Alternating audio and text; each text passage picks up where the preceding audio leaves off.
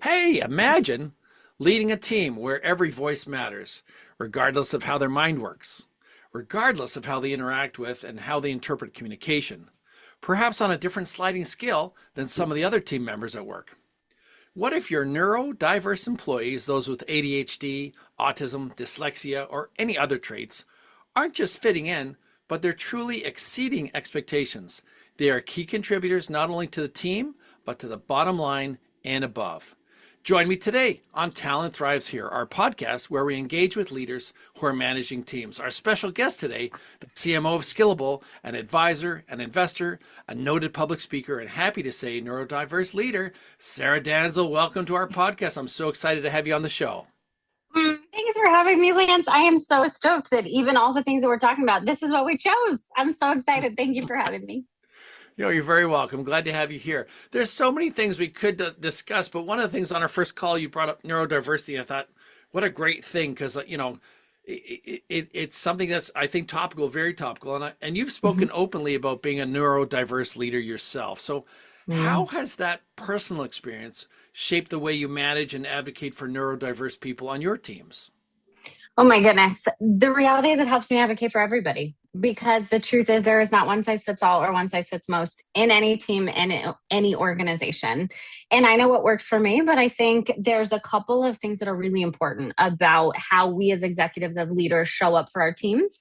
The organization has a responsibility, but so do we as individuals. And I think sometimes it feels like you have to present a doctor's letter. It becomes a doctorate asking for things that you need. And so one of the things that has helped me shape is the way that I show up and the way that I interact with my employees. And I'll give you a live example. I have a worker's manual, which might sound absolutely ridiculous, but it is something that when I join a new team, I bring.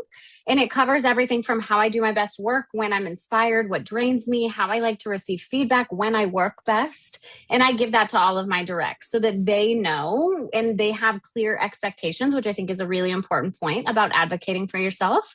Sometimes it's just communicating, and it doesn't have to be this awkward doctor's note type thing. It's simply like, hey, listen, these are the hours I do my best work, or this is how I like to receive praise. Please don't do it loudly in public. Send me a private note and I feel great, whatever it is. Helping people understand how you do your best work is really important. And as a leader, helping understanding how your people do their best work as well. It's an activity I've actually received incredible feedback on from my folks who also present as neurotypical, that they also like to share these things because it doesn't look the same for everybody. I hear you completely. It's amazing. Yeah, I remember years ago working with a team member who was, she would say immediately, I'm highly introverted, she would say. And she said, I don't want any limelight on me. Even if it's a birthday or celebration, she said, please don't ever put me in the spotlight. I will, 100%. I'll be really angry. I will revert to run to my office. Like she was just sort of like, just FYI, this is how, she was a new team member on my team. And so I thought, I'm so glad she was so upfront with that. For a self-proclaimed introverted person to say, here's the prescription, you need to know this up front, and then we're going to get along great. I'm like, noted. Awesome, right? And so we clicked, and it was great because she loved to have a pile of things to do, and she just loved to get into it and do it. And she was so valuable because she was a detail person who could remember tons of things. And people would come to her and she'd say, oh, isn't your daughter Joni joining university this year? And she hadn't seen that person in 2 years, but like it was recorded in her head. She had a filing cabinet of people's kids and when they were going to college. And so people loved it. They felt like, oh my God, she was really listening to me and hearing me. And, but it's one of those things, I'm sort of more extroverted, and I thought, well, wouldn't it be fun to do this? And she'd go, not on my watch. Don't do that to me, right? I thought, oh, you're this is really exactly cool. right. Yes. And it's like we often frame like things that we need, or the organization, I guess, let's call it, frames accommodations, what we might feel as just that, like, or exceptions or accommodations. But the reality is, and what I've always advised the folks that I'm helping with through this, they're performance tools. Yes. Leaders think in outcomes. So when you think about what are the things that I need to perform best, always frame it in that way. Frame it as in, these are requests to how I do my best work. Things like, please provide me instructions in writing, or I need 2 hours of focus time every day built in at some point. It improves my output. That shifts it from like a preference or an accommodation to an actual productivity tool, which, by the way, is something any leader cares about, but also makes you feel a little bit more powerful and like where you get to own your narrative. That's just a really powerful way to kind of change that narrative sometimes. No, I totally appreciate that. And it's interesting you talk about, the time of day because, I've joked to many people, I'm in the Eastern time zone. I work really well for Western Coast, the Pacific Coast, because my hours, and it's almost since I was a kid, I fire up somewhere around midday and I power through to the evening. But the early morning, I'm not an early morning kind of person. So I'm perfect for West Coast. I'm 3 hours, off. But I've worked with many team members who are the complete reverse. They're up early, they go for a run or something, but they have a morning clock. And, or I remember when we were commuting much more than we do today, one of my team members loved to beat the morning rush hour. So he would come in at like 7:30 a.m. No one else rolled in until 9:30, whatever. But he said those first couple hours of the day are like go time. I can get through a million emails. I can set up my day. I can factor everything. And then, the distractions and the stuff comes in at 9 or 9:30. But he said, without those 2 hours of the day, I enter confused and kind of feeling like I'm catching up all day and I'm not focused. So he said, for me, it's like meditating in the morning. I go to church between 7:30 and 9 when everyone gets in, and I clear up everything that I could possibly do. And I said to him, it's powerful. I do that at 6 p.m. when everyone leaves. The exact same thing. People are leaving. They're leaving me alone. They're not calling me. They're not coming to my office. And as an executive, sometimes the people who really wanted to catch me knew I was there at 6. They'd show up. Hey, dude, I had no time today to get to you. Do you have 5 minutes? I have a question. I love that. I do. Right. So we had this kind of bracket where someone was in the office early and someone was in the office late. And as a tag team, it really worked for us. And so I'm just curious with yourself. Here's a question. When you're building or inheriting a team, because sometimes you've come into a company, and how do you create an environment where neurodiverse employees feel safe enough to actually disclose to you or not disclose and still get what they need to thrive? How do you set up those sort of rules of engagement and create that environment where they go, oh, I can trust Sarah with this. I got to go to Sarah with this. Yeah, of course. I think that psychological safety is one of the most important things as a leader you can do, no matter what type of spicy brain works for you. But I love what you said, because I'm actually the same. I'm really good early in the morning and late at night. The middle of the day is shot for me. So what is funny is I actually take most of my meetings in the middle of the day, and I try to do my creative focus time. We call it Einstein hours at Skillable, where every employee is allowed 2 hours a day where they block their calendar, and we try to group meetings inside of a certain amount or like a certain time block where people, so they know that they can expect that this is when the meetings will be. And then outside of that, flexibility. Here's the truth. Many of us, all of us, hopefully, have mostly adults working for us. But for some reason, there's this weird culture of like, we can't trust that they know when they work best. Yeah. I am like adamantly against that methodology. I don't actually care when you work. I want you to work when you're best. And as long as you communicate that, like very much like you said, with your friend, they know when they work best. And then what is beautiful is that partnership of other people working it in. So there's a couple of things. One, I'm very open about my experience. I was diagnosed with ADHD when I was 5, very early on in my career. And before even in a career, and then I started figuring out what that looked like all throughout. But what was hard is that's been a very long time now. I'm not going to quite date myself, but that's been a very long time now. And the truth is mental health, mental acceptance, supporting spicy and different brains, neurodiverse, neurotypical, whatever it is, was something that wasn't as common as it is now. And so the best way I always feel like is that at the end of the day, we're all humans. We all, behind the incredible magic is people. And so the best thing I can do is show up me and show up authentic and share what I have lived through and share my experiences. And if it relates to, amazing. If it doesn't, but no matter what, this is a safe space for no matter what your brain looks like, for you to show up and do your best work. And it is my job to make sure that you have that. So there's a few things that I think about inside of this. One of them is designing your environment. And I don't let my staff, they're all empowered to do whatever it is that they need to do, but everyone works different. So it's the working hours piece, as long as you communicate about it. I mentioned already my manual. I ask all of my staff to do a manual and share it with their peers and their directs, so that it's almost as if you're sharing it without having to have that formal conversation, because sometimes that's uncomfortable. But things like noise canceling headphones. I encourage anybody who identifies as having a little bit of a neurodiverse brain or anything outside of neurotypical to away from where traffic flow is, because it often takes neurodiverse brains a little bit more time. We can get very, very focused, but if we get out of that, it's sometimes hard to bring it back in. And so make sure that you're not setting yourself up for easy distractions, working from quieter spaces, all of those things. But I focus windows inside of work hours, whatever it might be. I also encourage the notifications, which I know I've heard this a lot before, but my phone is not pinging all day. I actually have a timer once an hour to check my phone, whether it be for my family or whatever it might be, to check it, because I try to do time blocking as an example for my work, whether it's in a meeting, and like being present is really important and part of that. If I'm on my phone, I'm on my phone. If I'm at work, I'm at work. If I'm with my family, I'm with my family, so that my brain has that time to remember where I am, what I'm trying to do, and really be inside of that.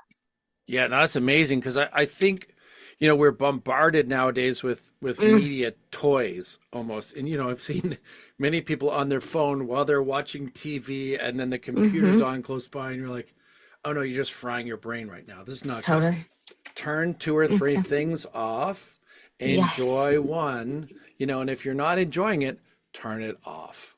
True. I mean? Well, it's hard. You feel like you're missing something, though. Yes. Because I am that way. I've got the TV on. I'm probably answering emails, and I'm on my phone doing something, scrolling social media or something. Yeah. So that's one of the reasons I started this, was I'm like, gosh, I, as a human being, as a parent, as a partner, I am not focused anywhere. I am like half present everywhere. And that's not good for me. It's not good for my brain. That's not good for my loved ones. So what does that look like, to your point? You're like, put it away. Be wherever it is. And when you dedicate time to it, you actually feel better, because you're like, okay, great. I actually finished the emails. Okay, great. My kids actually heard what they did today, instead of like, whatever. Great. I got things answered, whatever it is. Your people feel seen and your employees feel seen, but it's like making that time, and that can be a hard shift. No, I totally agree. Quick question for you. For neurodiverse professionals possibly listening to our podcast today, maybe they're early in their careers, first few years in, what do you wish someone had told you years ago about advocating for yourself in the workplace? My God, I love that question. That it's okay, that you're welcome here, that your brain, as spicy as it is and as spicy as it feels for you, is so beautiful. And it's your superpower. I actually consider my ADD to be one of my superpowers. Does it make some things a little bit different? For sure. But I think it's actually one of my superpowers, because you gave the example earlier. I care really deeply. I can focus on, I might do 1,000 things and also be down a rabbit hole at the same time. But I can also focus intensely when it is. I can manage a to-do list like you wouldn't believe. The secret to success is harnessing your power. That is the thing I think I wish someone would have told me, is figure out how to harness your power. And what that means is being honest. It means being honest about how you show up and honest about your capacity. Figure out what are the things that overstimulate you. Sit down and think about how you do your best work. And then don't be afraid to share those things. Again, it doesn't have to be some clinical doctor observation of you. It can simply be, hey, this makes me feel this. And the other thing is, you don't have to be fine. It's okay. I know that in a clinical, I come from tech. I come from, financial payment systems, very serious. It's where I started my career. And I know that sometimes, there's industries that maybe feel a little more accepting of some of these things. But I think what's important is that you can find that middle ground. For example, I'm going to go ahead and turn off my camera to focus. Hey, I am going to get off of Slack for the next hour so I can do some deep work. I process better in writing. Let me take a minute to process what you said so I can think it through and have an accurate and educated response instead of just acting or responding to you on emotion. None of those things are accommodations. It's again back to where we started. This is how I work best and how you are going to get the best from me.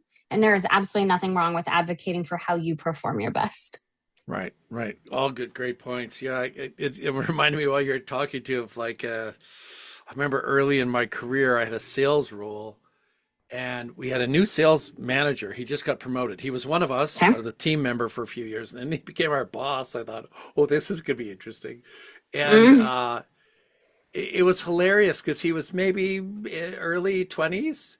And some of the sales members were much older. And now they've got this, young fella running the team. And he was hilarious. He held a meeting and just said, here's the deal. I don't care if you work 3 hours a day. Don't care if you work 25. He said, we have sales quotas. If you're hitting those, you'll get no attention from me unless you want it. And he said, my only restrictions on your time are every Friday morning, 8 a.m. at this diner. I'm there at 7. You can come at any time and have breakfast with me if you want, or coffee. I don't care. But at 8 o'clock, his rule was, forks are down. Nobody eats. It's a sales meeting at 8 a.m. on Friday. And he said, after that, get in your cars. It's Friday. Go do whatever you want to do. I don't care if you leave, turn your phone off, go to the cottage. I don't care. I don't care. You know what I mean? It was so funny because prior to that, the sales manager had all these rigor and we had to do this. And we had to call in and this. And he said, look, as long as you're hitting your numbers, if you're done for the week, as long as your clients are happy, take the day off. I don't care. And he said, FYI, after about noon on Friday, I'm gone. It was so refreshing, Sarah. He just, very young fella just saying like, these are the rules. And he said, also, if you're late Friday morning, 8:05, bring a $5 bill. That goes on the table. I'm either going to pay the waiter or waitress a tip with that, or if it's big, if there's 5 of you, I'm holding that for the benevolent salesperson's fund, and I'll figure out how to spend it. Someone else will get it. But but it was like, it was fun that he just sort of said, here's how I play, and I'm going to let you run whatever you need to do the rest of the week. But this is sanctuary. This is, church for us. Screw this up. You'll get my attention. Right. And so anyways, it was sort of fun to see this sort of take on it. But I'm curious. But think about that. Right. Think about that for a second. He did all the right things in accepting lots of different people. He was very clear on expectations. Yeah. He offered you an alternative and he was flexible in how you and how he were going to show up. But people knew you can plan when you know. And then I think about how so many organizations are designed today, right? Back-to-back meetings, vague feedback, open offices, whatever it might be that like do none of these things for providing structure, regulation in a system, the ability to decompress, which just leads for burnout for, by the way, even neurotypical brains. This having to be on all the time right now, no safe space is really tough. Oh, hands down, I'm with you 110%. I totally hear you. Yeah. My next question was going to be, how do you think organizations are fundamentally getting this wrong? And you just nailed it. So I'm sorry. I knew what was coming. That was your ADHD brain reading my brain. You were reading my insight. I get you. I knew it. See, I was 6 steps ahead of you, which is so often what happens, right? You and I talked about this. Yeah. My brain is processing faster. We joke with like my very good friends that I often, like, I wish I had a speed bump sometimes, like a speed bump between my brain and my mouth, because even sometimes I am surprised by what's coming out of my mouth. And I'm like, oh gosh, what is that? So yes, to your point, here's one more fun little nuance of our lovely brains. No, I hear you. It reminded me too, I remember years ago in a workplace, somebody said to me, you're dangerous. And I said, what do you mean? She said, because you're telling the truth all the time. That's super scary. Oh, Lord. I said, well, look, I read a situation. I just sort of said, like, I thought this was obvious to everyone. And she said, it's obvious to a few people, but not obvious to everyone else. And some people don't want it to be obvious to them. So be careful about what you're saying. And I'm like, so true. Yeah, I said, I'll take the note, but, couldn't we just all get along? Couldn't we just figure out, look, so true. Sir, I love the chat. I think we could talk for an hour. I'm just conscious of the time, and our ADHD listeners are probably going, "Oh, I've got 5 other things They're I have to clocking do." out now. Yes. Right, right. I think we're at like the 12-minute mark, which is probably longer than most Let's attention do it. spans. So I want to say thank you so much. I'm sure we could talk more, but I want to just cap this, and we could do a part 2 at some point and have you back Love and it. talk more about this. But if people want to find you, what's the best way? Is Please. it LinkedIn or how? Yeah, I'm all over LinkedIn. If y'all want to talk, I would love to, whether it be about this, whether it be about anything that you might want. I am a big advocate and advisor, especially around women, neurodiversity, whatever it might be. I'm open to any question. Please comment. Please share with us. Lance, I'm so grateful for you. Thank you so much. But I'd love to continue the conversation with any of you that might want to. Awesome. Thanks again, Sarah. Lovely to have you on the show, and have a great weekend, and we'll talk soon. Take care. See you all soon. Take care.